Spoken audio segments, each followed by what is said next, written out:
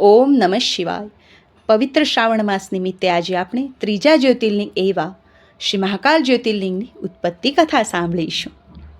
અને આ મહાકાલ જ્યોતિર્લિંગ ઉજ્જૈન નગરી મધ્યપ્રદેશમાં આવેલું છે. અને આ ઉજ્જૈન નગરીની પુરાણું નામ અવંતી નગરી હતું.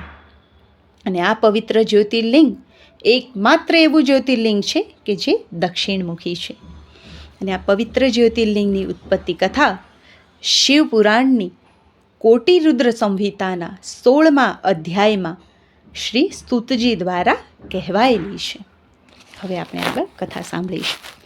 ઋષિઓ કહે છે કે હે જ્ઞાનીસુત, વ્યાસજીની પરમ કૃપાથી તમે ઘણું જાણો છો. ખરેખર જ્યોતિર્લિંગોની કથા સાંભળી પણ તેની તૃપ્તિ થતી જ નથી. હવે અમને ત્રીજા જ્યોતિર્લિંગ વિશે કહો.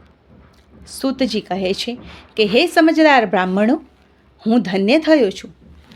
તમારા સમાગમથી ઘણો આનંદિત થયો છું. હું પાપોનો નાશ કરનારી મંગલ દિવ્ય કથા તમને કહું છું. અવંતી નગરી ભોળાનાથને ઘણી પ્રિય છે. તે પ્રત્યેક પ્રાણીને પાવન કરનારી છે. ત્યાં એક બ્રાહ્મણ રહેતો હતો. તે વિદ્વાન અને વેદોનો જાણકાર હતો. તે અગ્નિહોત્ર ધારણ કરનાર અને શિવ પૂજામાં સર્વકાળ આસક્ત રહેનારો હતો.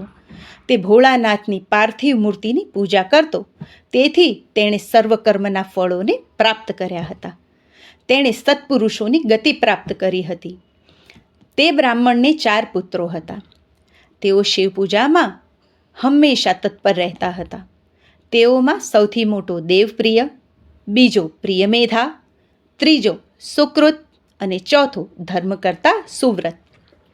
તે ટાણે રત્નમાલા પર્વત ઉપર દૂષણ નામે મોટો અસુર રહેતો હતો. તે દૈત્યોનો રાજા હતો. તે બળવાન હતો અને દ્વેષની લાગણીવાળો હતો. બ્રહ્માના વરદાનના કારણે તેણે આખા જગતને તુચ્છકારી નાખ્યું. તેણે દેવોને જીતી લઈ અને તેમના સ્થાનેથી કાઢી મૂક્યા હતા.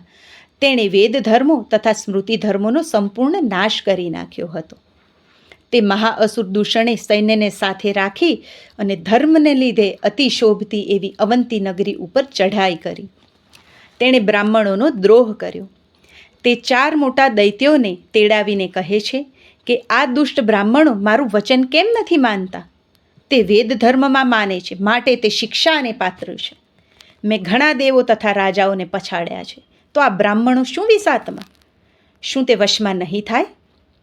જો તેઓને જીવવાની ઈચ્છા હોય તો ભોળાનાથનો ધર્મ તથા વેદોનો પરમ ધર્મ ત્યજી તેઓ ભલે સુખ ભોગવનાર થાય. નહીં તો તેઓના જીવન માટે પણ સંશય થશે. આ મેં આમ કહ્યું છે, માટે તમે શંકારહિત થઈ અને કાર્ય કરો. સૂતજી કહે છે કે આવો નિશ્ચય કરીને તે 4 દૈત્યો 4 દિશાઓમાં ફરી વળ્યા અને અવંતી નગરીને સળગાવવા લાગ્યા. દિશાઓ દાહક બની તેઓ વિનાશ કરવા લાગ્યા. પેલા બ્રાહ્મણો તો રાક્ષસોનો ઉત્પાત જોઈ અને આઘાત પામ્યા. તેઓ શિવજીનું ધ્યાન છોડવા તૈયાર ન હતા. તેઓ તો ધ્યાનમગ્ન રહ્યા. રાક્ષસો નગરીને ઘેરાવ કરી અને લોકોને ભયંકર ત્રાસ આપવા લાગ્યા. ઘણા લોકો બ્રાહ્મણો પાસે આવ્યા. લોકો કહે કે હવે શું કરવું? તે દુષ્ટો આવી પહોંચ્યા છે. તો સૂતજી કહે છે કે એ લોકોનું એવું વચન સાંભળી અને વેદપ્રિયના પુત્રોએ, તે બ્રાહ્મણોએ ભોળાનાથ પર આશ્રિત હોવાના લીધે તે લોકોને સમજાવે છે. આપણી પાસે દુષ્ટોને ડરાવનારું મોટું સૈન્ય નથી. તેમને કેમ હાંકી કાઢવા તે પ્રશ્ન મૂંઝવે છે. પણ આપણે તો આશ્રિત છીએ, તેમાંય મહાસમર્થ એવા ભોળાનાથના આશ્રિત છીએ.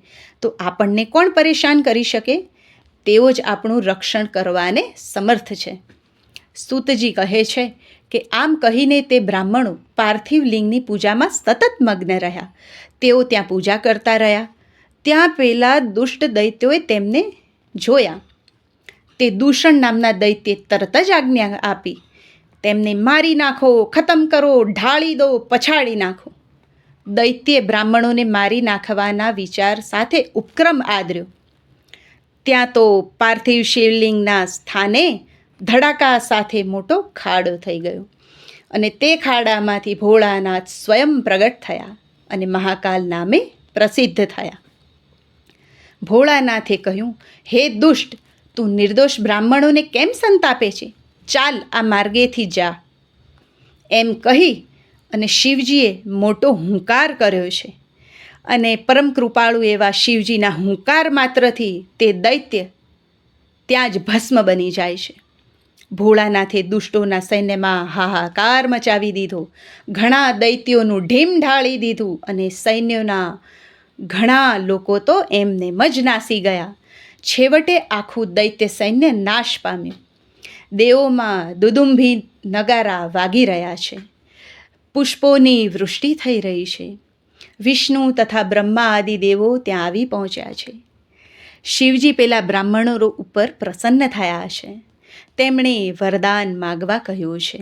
બ્રાહ્મણો કહે છે કે હે વંદનીય મહાકાલ શિવ, તમે અમને મુક્તિ આપી અને આ સંસાર સાગરમાંથી અમને મુક્ત કરો. લોક રક્ષા હેતુ હે પ્રભુ તમે અહીં જ વસો. સૂતજી કહે છે કે આમ તે બ્રાહ્મણોએ કહ્યું તેથી પરમ કૃપાળુ ભગવાન સદાશિવ તે અતિશય ઊંડા ખાડામાં બિરાજે છે. પેલા બ્રાહ્મણોને મુક્તિ મળે છે. તે વખતે ચારેય દિશાઓમાં 1 કોશ જેટલી ભૂમિ ભોળાનાથના સ્થાનરૂપ થતી ગઈ. ત્યાં તેઓ બધે શિવલિંગ સ્વરૂપે જ પ્રગટ થયા. એ સદાશિવ મહાકાલેશ્વરના નામે પૃથ્વી ઉપર પ્રસિદ્ધ થયા. મહાકાલેશ્વર જ્યોતિર્લિંગ પ્રત્યક્ષ અને પરોક્ષ રીતે જે કોઈ પણ માનવી દર્શન કરે છે તેને દુઃખ નથી થતું. દરેકની મનોકામના પૂર્ણ થાય છે. આ ભોળાનાથ મહાકાલને ભજનાર તેમજ પૂજનાર આ લોકમાં તેમજ પરલોકમાં સુખી થાય છે.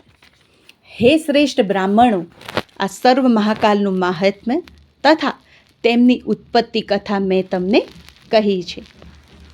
મારો જો આ પ્રયત્ન આપને પસંદ આવ્યો હોય તો મારી ચેનલને પ્લીઝ સબસ્ક્રાઈબ કરજો અને આ વિડીયોને વધુમાં વધુ લોકો સાથે શેર કરજો.